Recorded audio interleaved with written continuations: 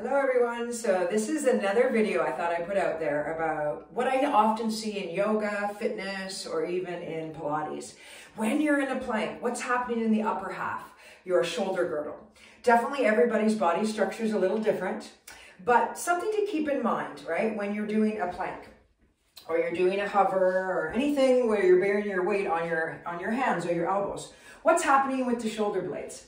So what we don't want to see is too much of a collapse between the shoulder blades. Often I'll call that the valley, right? It's like a hammock between the shoulder blades.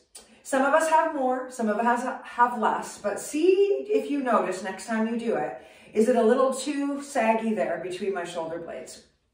Am I just not supporting my shoulder blades, my whole upper body, my shoulder girdle? So one exercise you can do is just right here. You could stand, you could do this at the wall. Is really push away. Imagine you were pushing against a wall. Push, push, push, push, push. Now, if I overdo this, sometimes I see this too, where people are more rounded in a plank. So I don't want to be like that.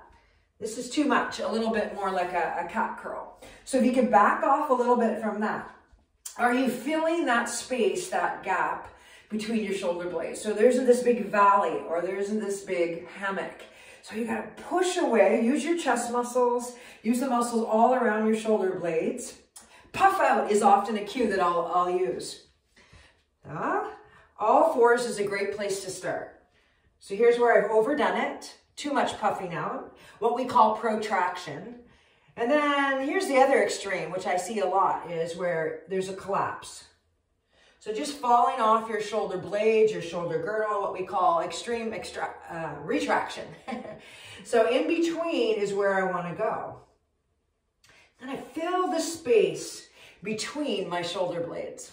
And I could do this, of course, on elbows or full plank. Same concept. I'm trying not to, sometimes we lose everything, yeah? Like that. But see if you can get your pelvis as neutral as possible. I'm going to do a light puffing out.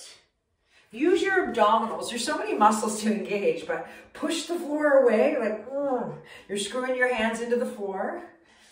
Engage your middle, right? Really, expand through your middle. Firm your core.